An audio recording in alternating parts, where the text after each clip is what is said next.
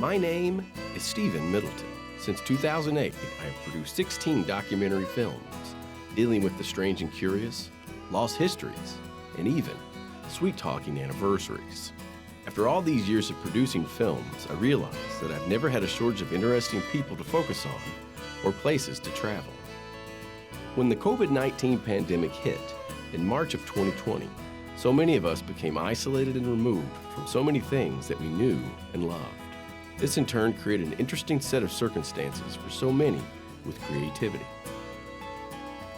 People learned new hobbies, created art, and absorbed the time to learn something new or build upon lost interests. So over the past few months, I have sought out, looked for, and struck out with my camera for people who are creating, writing, and building something unique in these post-pandemic times. I've been searching for unique stories of creativity that have come since COVID-19 changed all of our lives forever. As the years have gone by, my hair has gotten a lot grayer, my old boots worn, and my camera has gained many hours of use. But I am still back to my original mission to search for those humans that are doing things their way and off the beaten path.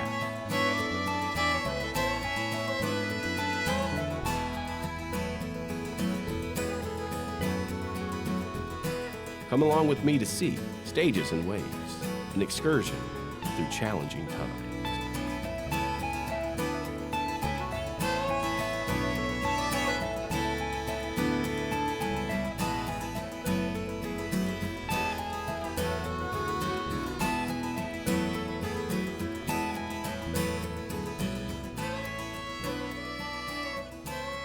Are we rolling?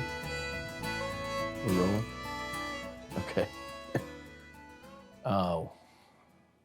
My name is Steven Middleton, and I have decided to produce this film, Stages and Waves, based upon my own experiences and what I learned from myself, but also the inspiration I learned from others when they told me what changes occurred in their life through the pandemic and COVID-19. Now, so many things have happened to us as a culture, as a people. And honestly, if we didn't learn something about ourselves through this whole process, it's very shocking to me. The pandemic hit at a time in my life where I didn't want to slow down, and all of a sudden the world stopped. I didn't know what to do. Personally, I suffered greatly at first. I learned so much about myself. For the first time in my life, I was forced to be face-to-face with aging and isolation and loneliness, and decided to make this film, give you an insight, strip away the politics, strip away all the noise machines, but find a series of people who used the pandemic as a time to learn more about themselves, practice things in their life, and produce something that was very unique. Through wild-eyed crowds, you dance out loud. To open the film, I want to showcase the ever-optimistic side of youth. For the past few years playing music with the New Beckham County Ramblers, we kept coming across this amazing musician that was so full of life. From his stage energy to his Western wear, to the power of his voice, I was amazed. This artist was approaching the craft of bluegrass and country music with such refinement and history. After meeting after a show, I come to find out he's quite the sensation on social media. And after getting to know a little more about this fine musician, I learned that during the pandemic, his entire high school experience was nothing but virtual.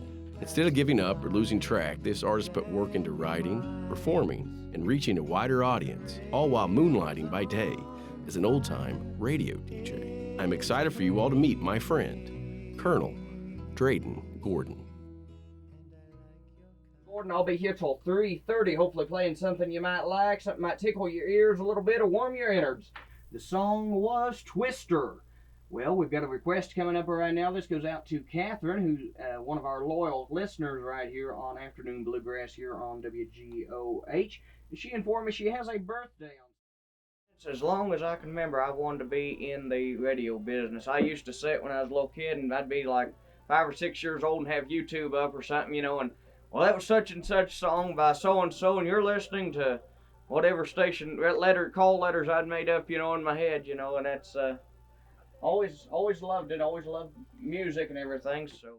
I would say probably one of my favorite things in being a DJ is just the ability to get on the airwaves and talk to God knows who out there and play all your favorite music and answer the requests and answer the phone and all that other stuff and get to hear from some loyal listeners and maybe some first time listeners sometimes and just a real good time and playing all the good music. So Son of a Rambling Man from his album Tall Fiddler. That is Michael Cleveland and Flamekeeper featuring the legendary. Would always be listening to, and I always enjoy it. Sometimes I'll get a request for something I maybe never even heard of, so that kind of opens your eyes a little bit and opens the doors to get experience in a little bit different from the mainstream of what you're always listening to. So that's one thing I would say it really helps with. All right, buddy, I'm ready when you are. I'm just trying to get it to stay in tune here. Okay, you just take off whenever you're ready. Here's a song I wrote some time back, one called No Life to Live. It's snowing back home, so they say. I wouldn't know I'm stuck here. About the age of 7, I kind of took up an interest in singing, and I actually played the spoons for a little while, but more or less singing for the most part. And so ever since then, I've been playing and picking and singing. And music has always been the dream of mine, the biggest dream of mine, I guess I could say.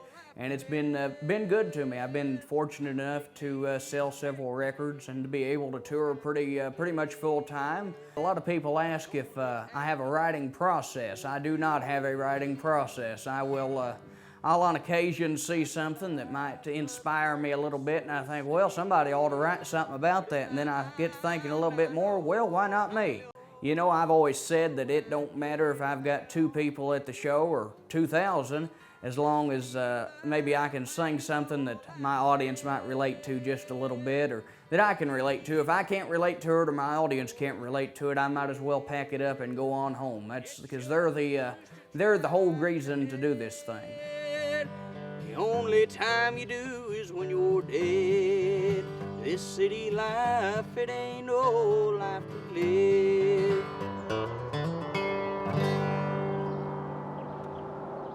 Great.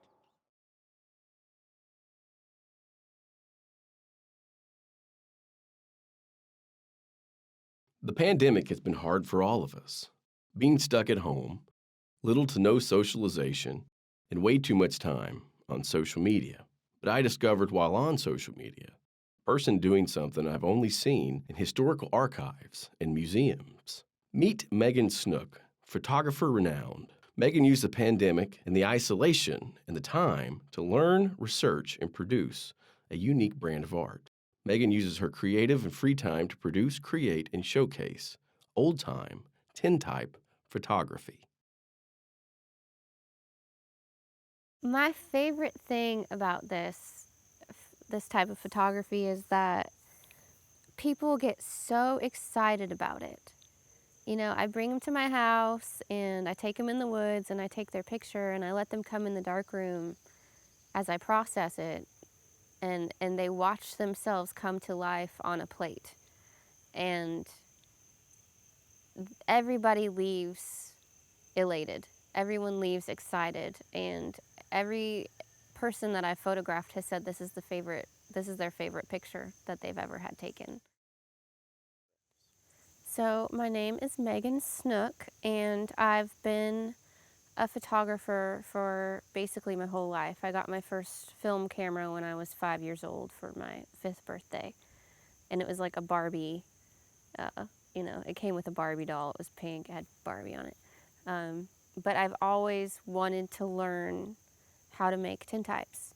And so in the summer of 2021, my friend took me to Paw Paw, West Virginia, and took me to her friend Lisa, who makes tintypes and teaches workshops, and she taught me everything I know.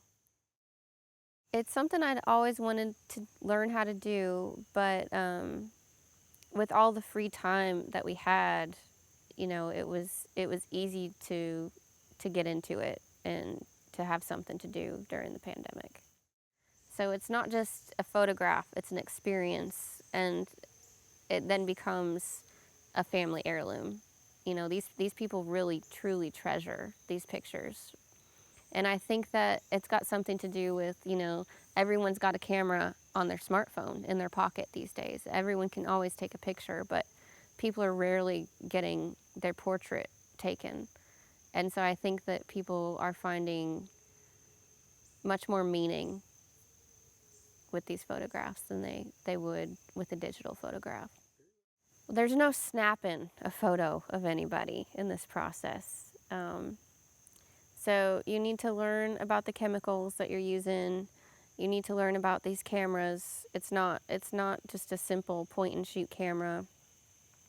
The chemicals that you buy for a normal dark room, you know, making black and white pictures, that's prepackaged chemistry. So you get a powder in the mail, you mix it with water at a certain temperature, bada bing, bada boom, you've got your chemical. Here we're mixing all kinds of weird chemicals together, and it takes a lot of focus. It takes a lot of intent. My favorite picture of all time is my daughter in the woods right before spring. And my second favorite picture is my friend Lisa, who is my teacher, and also one of my great friends on this earth. And I took a picture of her at her house the weekend I learned how to do this process. And yeah, I love them. I hope these pictures end up on people's mantles and, you know, at their funerals. And I hope they're cherished objects that people can hold and remember by.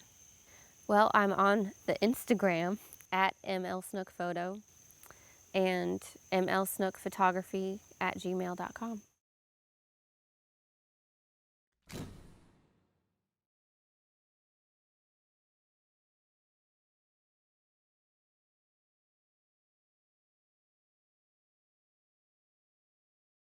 When I was a college student many, many years ago, I met a young person in one of my classes that had a very unique job.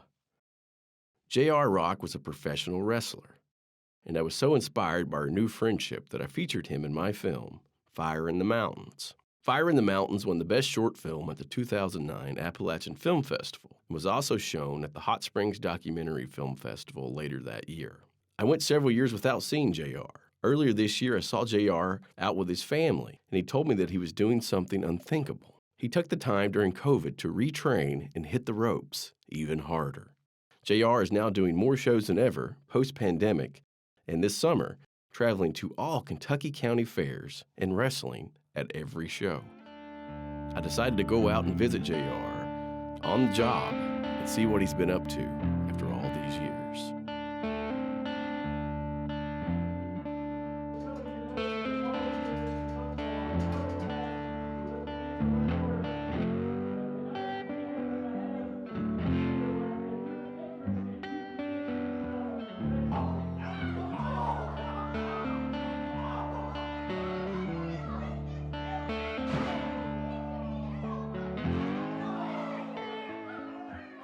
After all these years, you're still wrestling. Still doing it. Well, me and some of the other guys that do this have decided that wrestling is like any other addiction. Once you're hooked, you're hooked. You can't get it out of your blood, and there ain't no rehab for this. Sometimes I can't even get out of bed in the morning. My ankle hurts, my knees hurt, my hips hurt, my back hurt, my neck, shoulders, you name it. It hurts, it aches. This business, I'm getting pretty old. I've cut back on a lot of shows that I've done. I do this fair tour more than anything, and then select shows here and there, but mostly just the fair tour the last several years. They're worried about my health and well-being. They want me to go ahead and stop now so the rest of my life will be better. Because I keep telling them, no, I'm already at the point now, the damage is done. If I stop now, I'm still going to be hurting when I'm not doing it. Wrestling is a love-hate relationship. Sometimes you love it, sometimes you hate it, sometimes you regret doing it, and sometimes you can't live without it. But unlike you, instead of just watching it, saying, oh, I remember watching these guys. I can watch shows and say, I've been on shows with those guys. Really anymore, it's about the relationships you've made on the road. What you watch on TV is not wrestling anymore. That's sports entertainment. You're at wrestling. This is wrestling. This is where it started. This is where it comes to die. This fair circuit is ran by Rated X. He's in the Kentucky Wrestling Hall of Fame, and he runs the United States Wrestling Federation. And that's probably been 5 or 6 years ago, and I've been working the fair circuit and every other show he's had since then. I've known him for a long. We were trained by the same guy. We were both trained by Danny Fargo. So we got ties going way back. It's different. You never know where you're going to be set up at, if you're under a pavilion, if you're on the go-kart racetrack, or if you're on the mudsling area, or you're at the petting zoo. So it's a little bit of everything. Since the tour started in late May, we've been doing 4 to 5 shows a week. And then on top of the local non-fair shows around, I'd say well into the hundreds probably. The fair tour ends in October, so keep on going through October. That's when the last tour show of the season's over. You come out and wind them up, they get heated, they ain't never gonna change. Well, I'm at the point now, I don't have to do anything to get them fired up. As soon as my music hits and they hear it, the chance of hate start before I even come out the curtain. What have you done to get such hate? Well, I've wrestled in this region for so long, and I've just been so mean and nasty to their heroes over the years, hanging them, making little kids cry. They just don't like me. Decided to change your ways and kind of go shake some hands and kiss some babies, or do you kind of prefer being nasty? Well, I think I'm beyond the point of changing my ways at this late stage. Your reputation precedes Yeah. you, sir. How many more years do you think you're going to be doing this? When I can't walk anymore, more than likely. That's when we all give it up. When they make us stop.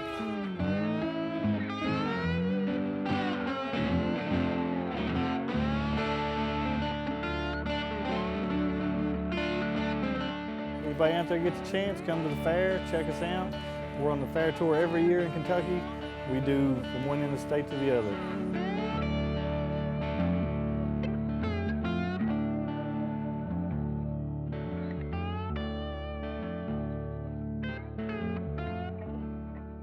While so many of us during the initial days of the pandemic were stuck inside, looking at our computer screens, phones, or gaming devices, our next featured person took the time to do something extraordinary. Having a background in IT and technology, just sitting around doing nothing didn't sit well with Patrick Gonzalez.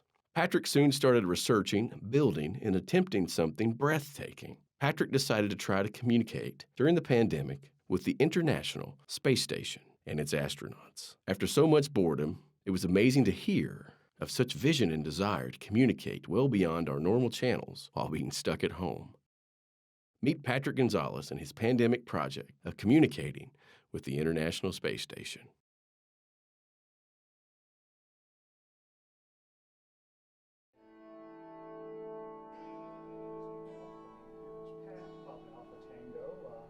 Doing pretty good. Band conditions not so favorable today, but I've been trying to make it work. I've got a gentleman from the university here today with me, just shooting some film footage.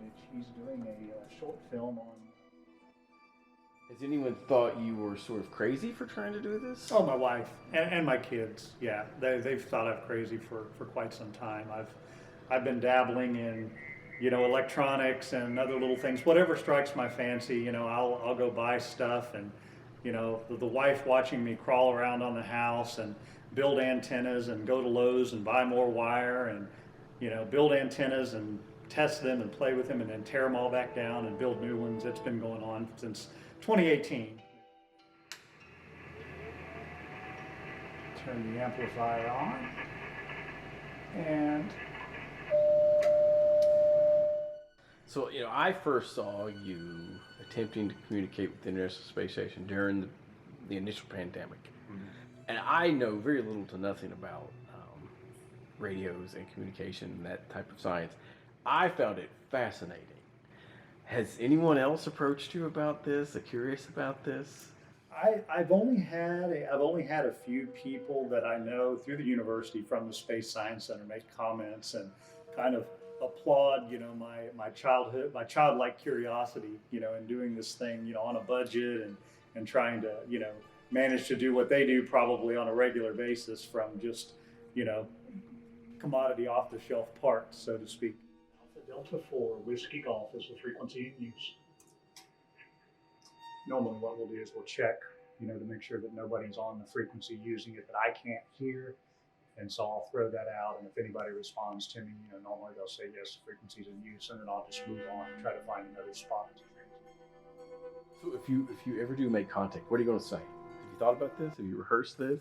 I hope to just be able to do the bare minimum of an exchange. If I get any more time, I'm hoping I don't get tongue-tied, but I mean, generally speaking, you throw your call sign out, in my case, Alpha Delta 4 Whiskey Golf, you wait on them to reply and acknowledge your call, and then you exchange signal reports, based on, the quality of the signal, how you hear them, how they hear you, and that's generally the end of the exchange. And, that's all you need to officially put something in your logbook. And if I can get that, I'll be happy. If I get any extra time with them at all, hopefully I can think of something good to say.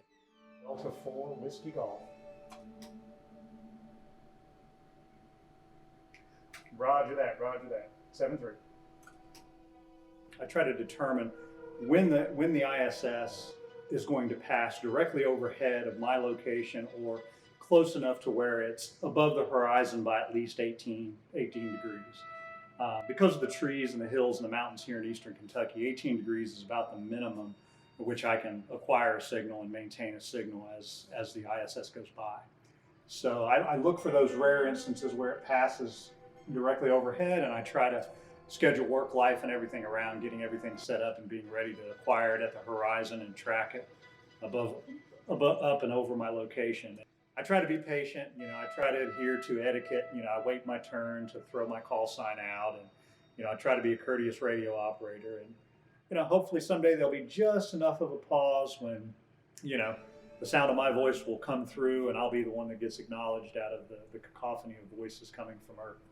Design an antenna, put an antenna up, and, with 100 watts, with less than the power, that you use to, power a light bulb, I'm able to communicate all around the world.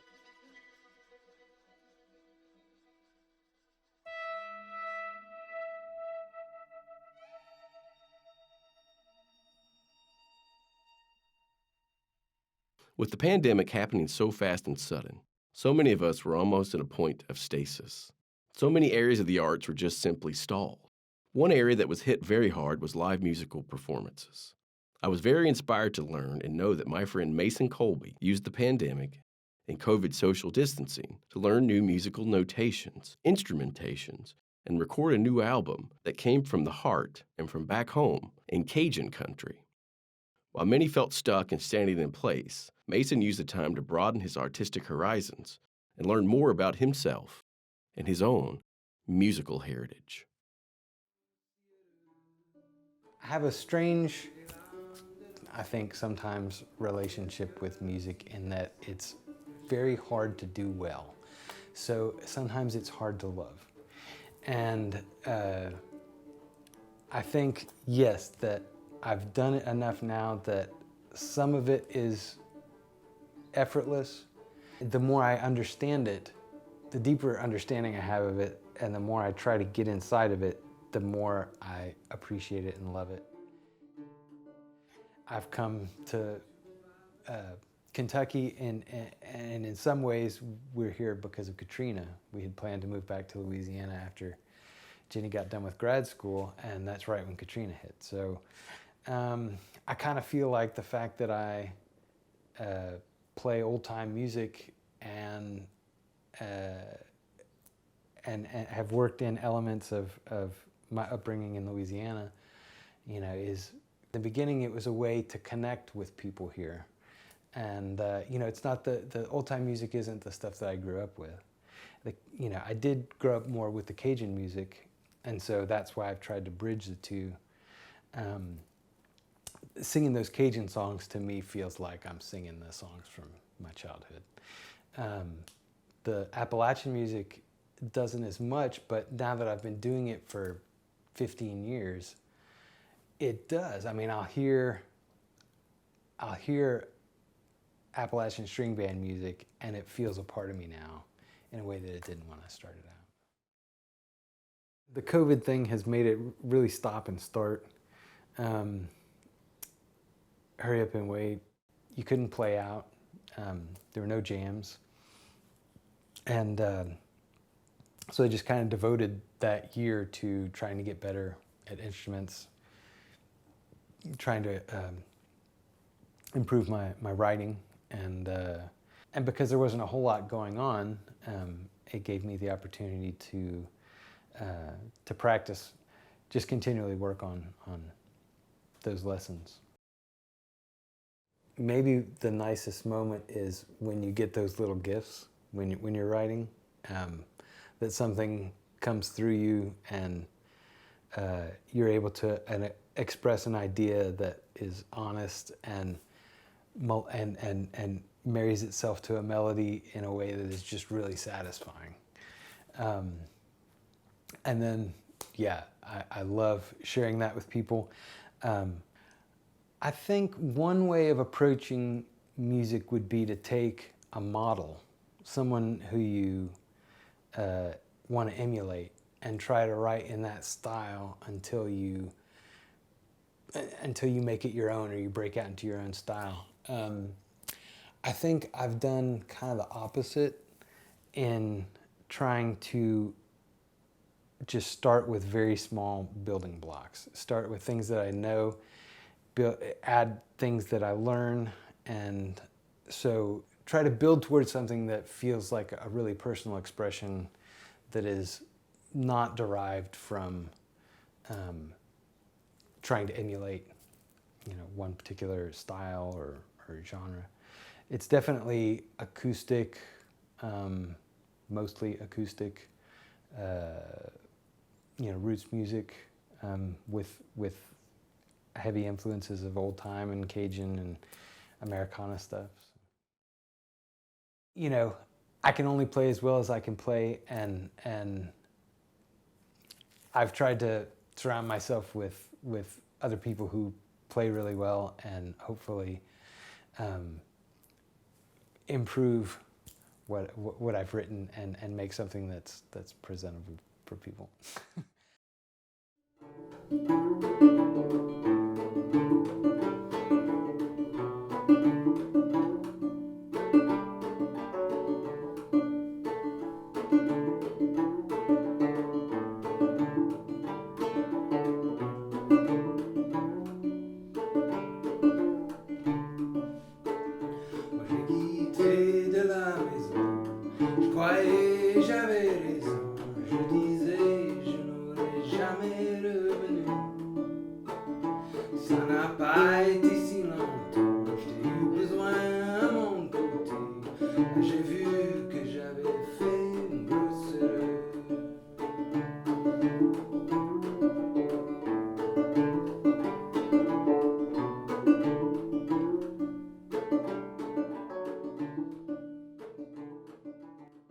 Baking isn't something we often think about when it comes to the arts. So many of us think of baking or confectionery creation as joyful surprises to our gatherings. This is not the case for Stephanie Duckworth. Stephanie, an award-winning pie baker, was furloughed during the pandemic. In those tough times, Stephanie, who could not bake for competitions or friends, used the time off to research new patterns and styles of baking to emerge from the pandemic even more prepared to compete.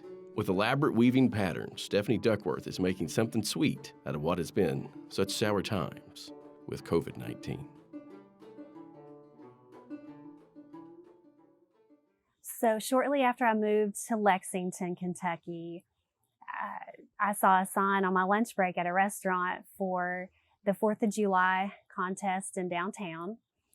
And there was a pie baking contest associated with the 4th of July festival. And I had already made my apple pie and a couple of other little pies. And I was like, why not? It'd be fun to enter this contest and just see how this pie does. So I entered my apple pie, and I had gone and picked some fresh black raspberries at a coworker's farm, and I had a really nice black raspberry pie that I made. And so I took both of those pies to the contest, and the black raspberry pie got first place, and the apple pie got second place. And I was like, maybe this is something I can be good at. I'd never thought about it before, but I kept working on my pies and tweaking my recipes and getting more creative with how I was designing the pie, making that a craft. And I would like to think it's an art. It's at least a craft for me at this point. My name is Stephanie Duckworth, and I've been in Lexington, Kentucky since 2012, so about 10 years. And I moved here from East Tennessee after spending a few years in New York City. I got into pie baking about 12 years ago, about a year before I moved up here. I had started playing old-time music, and there's something about the music and the people I was around. I just was really yearning and wanting authenticity in my life and some just genuine, real experiences. In my 20s, I don't think I knew how to bake anything or make anything from scratch. I was making everything from a box or a mix, and I wanted to learn how to make something real from scratch. So I started with the apple pie, just seemed very American, just very basic and quintessential dessert to make. So I wish I could say that I had learned how to bake from my grandmother or some family member. I wish I had a really great story about that, but I learned it on the internet, got some recipes, and pieced together a few different apple pie recipes based on people's comments and feedbacks about what worked and what didn't work. So the pandemic shut down all the pie contests. There were no contests to be had. People weren't gathering. People didn't want to eat anything made in somebody's kitchen. So a lot of the events too that I would bake pies for, music jams and things like that, people just weren't gathering, and I didn't want to bake a pie for myself. So I was baking fewer pies, but I got inspired by a trip to the Little Loom House in Louisville. And at the Little Loom House, they have just a room full of looms, and they have different exhibits and talked about weaving patterns. And I never realized what an art that textiles could be, and the way that fabrics come together is so intricate, and people put so much thought behind it. And I was looking at some of these designs, and I thought, what a great way to make a lattice on top of the pie. Use some of these weaving patterns, Bronson lace, just any kind of placemat or tablecloth I could find that had a cool weaving pattern. I dissected and just blew it up to be the top of the pie crust. The pandemic definitely left me with more time on my hands, and so many of my friends that bake were doing these wonderful things on social media, putting out YouTube videos, publishing pie books and recipe books, and just the amount of even music that was being put out there with Facebook Live concerts and things like that. Everybody that I seemed to be friends with, I wasn't visiting with them in person, but online I was following them, and they were putting out so much new stuff, and their creativity was fueling my creativity. And so when where I was baking fewer pies, I was trying to make each pie count. You can follow my pies on Instagram and Facebook, Honey Shine Pies. You can look up the Empty Bottle String Bands on all the social media, Rose and Vine as well.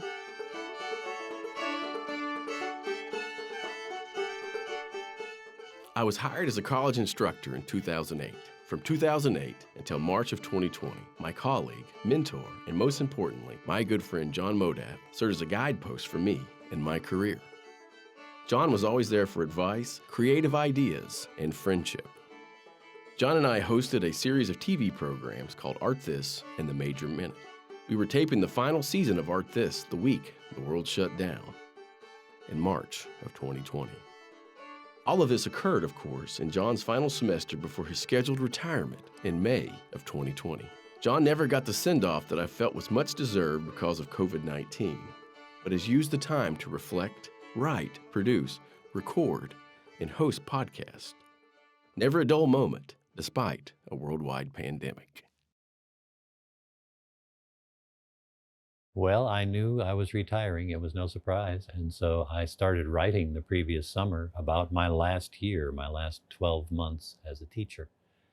And I had hoped that I would make the exit as the leaves were turning green and the buds of May were falling and so forth. And those people who cared to would, get together with me, and I'd shake some hands and hug a few necks, and that'd be it. But right about early March, on a Sunday, I was having a phone call with my daughter, who is a doctor of physical therapy out in Louisville, and we started talking about this virus. And she talked about the people who were most at risk, and I checked several of the boxes for those people who might be most vulnerable to this thing. And so arranged to start teaching online entirely, but that became unnecessary because 3 days after I discussed that plan with my supervisor, the university stopped teaching classes on campus. So I was just about 3 days ahead of the administration as far as extracting myself from the danger zone. It was a very quiet, very dark, because it was about 9 o'clock at night on March 13th of 2020. I emptied my office and I'd never been back. And it was just not the way I wanted to go out. But in a way, it was nice because I didn't have to pretend and do all the silly social foolishness. I taught in the area that was known at the time as speech communication, which is a redundancy to some people because speech should be communicative and communication is by nature speech. But anyway, I'll say it again, we love redundancy. And so it was called speech communication for decades and decades. Prior to my starting and many, many decades after, but now it's called strategic communication at Morehead State. And that was the area that I closed out my career teaching in. The main thing that I noticed was a tremendous sense of relief in not having to accommodate and cope with how teaching in the classroom changed for you guys when the virus was at full tilt. I didn't have to do any of that adaptation. I just managed to get through the last 8 weeks of my career before the new regime fell like a 16-ton weight on top of higher ed. And I'm very happy for that. It wasn't planned. It was one of those serendipitous good turns of luck that I got out just before the meteor hit. So I'm thankful for that, regardless of what was lost. Everyone I started with at MSU in 1991 was either deceased or retired when I retired. So I was the last one of my cadre.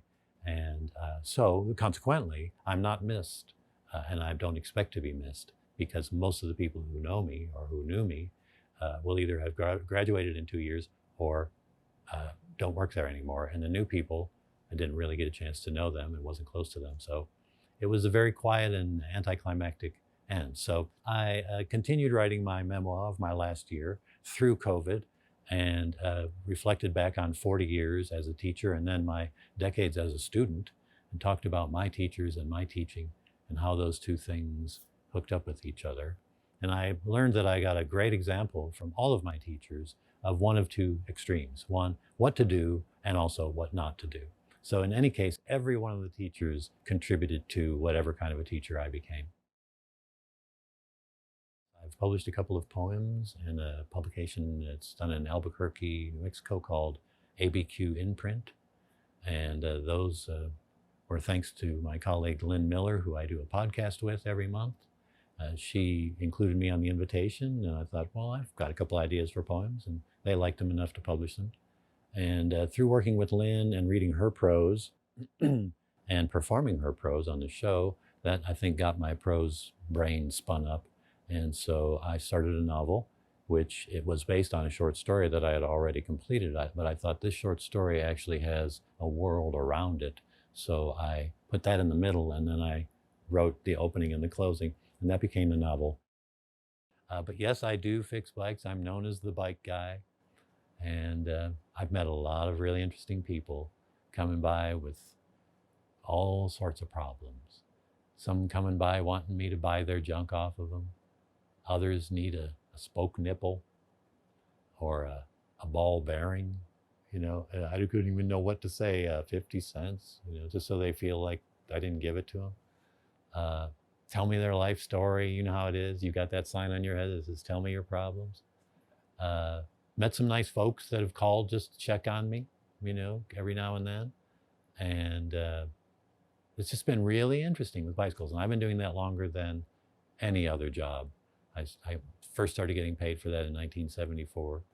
And I've kept doing it either for somebody else or on my own behalf in 5 states since that time. Retirement is the existential encounter with nothingness. And that's something we all think we escaped when we made it through our teens alive. And you do escape it for a while because your career or your job, whichever you want to call it, organizes your life.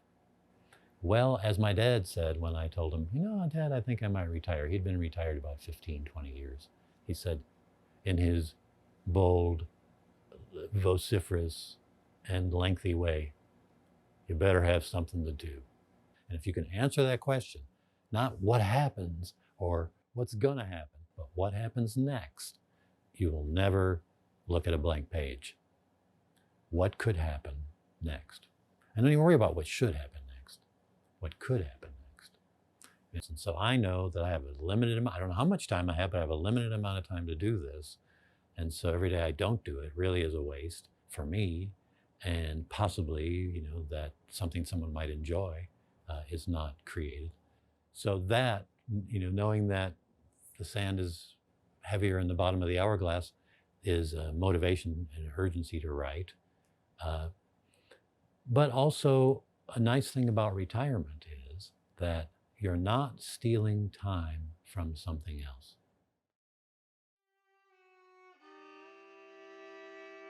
Quiet, cold, isolated, lost, and then found. These terms all describe what we all felt through the first days of the pandemic and even up to today. With over 1 million and growing deaths from COVID-19, one person took the idea of life and death to a level of healing and comfort. Meet Lauren, bluegrass death doula. I was laid off during the pandemic, and that was also a factor. I just had this moment where I didn't want to have to rely on other people for employment. So finding a way to do that for myself was kind of an empowering thing to do.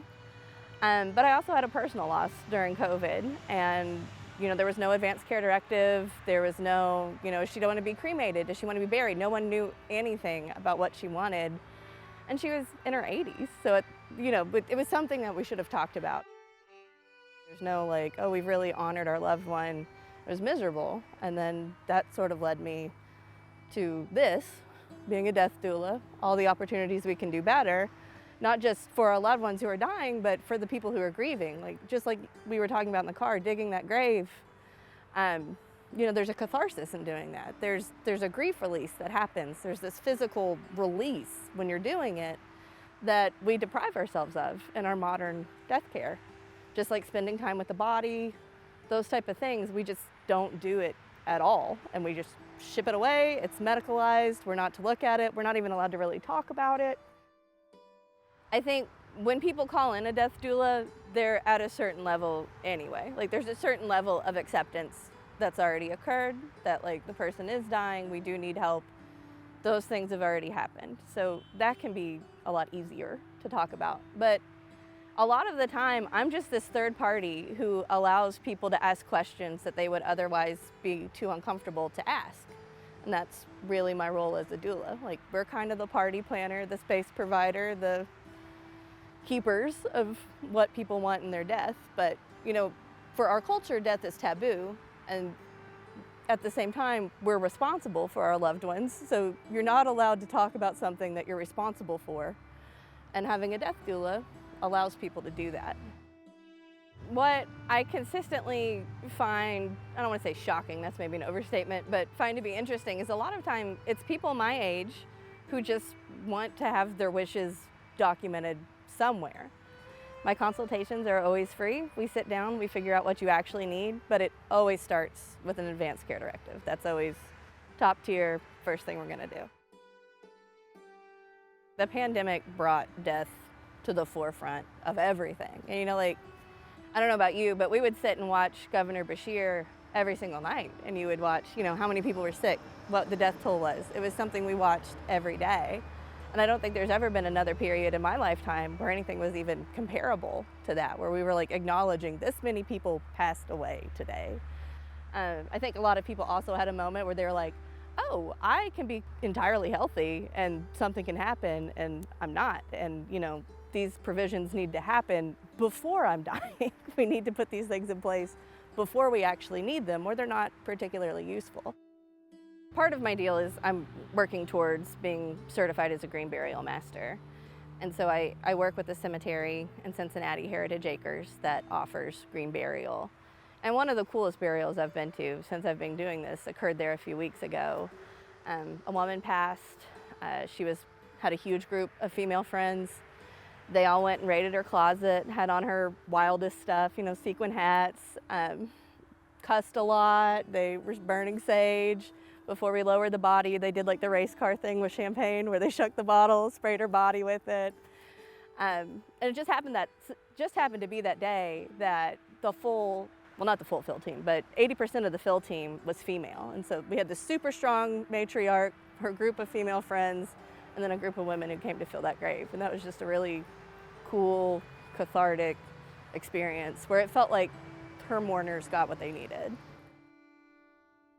I have a website. It's bgdeathdoula.com. I fully encourage anybody to email me anytime. I try to be as open as I can, just because when I was coming up, when I was learning to be a death doula, the other death doulas I encountered weren't so much like that. So if you have a question, just ask me, and I'm gonna help you as much as I can. And that might mean, you know, you need to go talk to this person, but I'm always here, I'm always happy to help. We can do so much better, we just have to talk about it. While I don't think death is something to be afraid of, it's a natural part of life, it's a once-in-a-lifetime event. And I do think it's something that we celebrate, we acknowledge, we care for our own dead, we take care of each other, and that makes us feel differently about how we live our lives.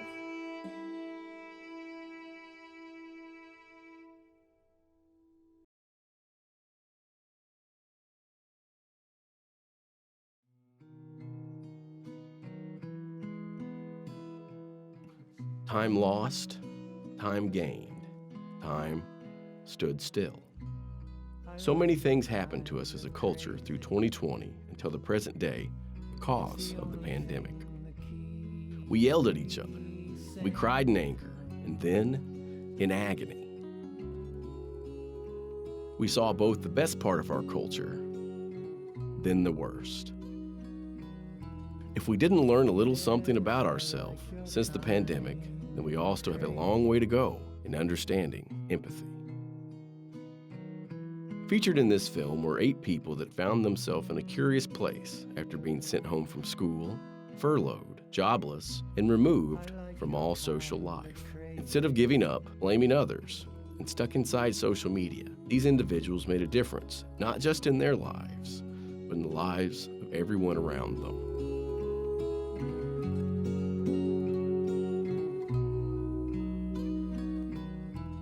Inspiration comes in a variety of forms, but inspiration is fueled by dullness and a raging fire of escapism to those who were so far removed from the normalcy of our lives before COVID-19. Necessity is the creator of all invention, and this really shined through with the participants in this film since those days in March of 2020. We have all experienced stages and waves when it came to our own lives. Stages and waves represents the ebb and flow of time, aging, and an understanding that we all think, create, invent, and give the best of each other back to be something larger than just our own ego.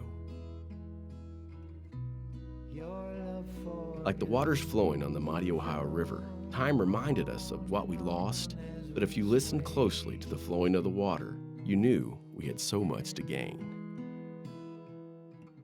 As we all go through stages and waves, the human condition will always find a way to slow us down and process all the changes. Let us have this as the ultimate reminder that we are always working through stages and waves, and we have within ourselves always make a difference, even though that difference might not affect many. It might just affect the person who most needs to hear it.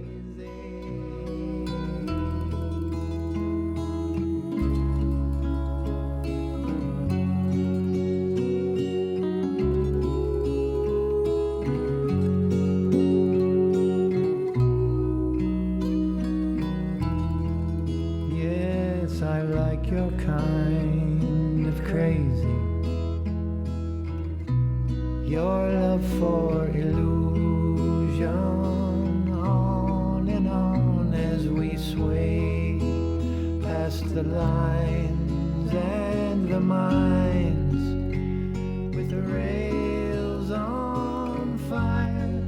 It's crazy, and I like your kind of crazy.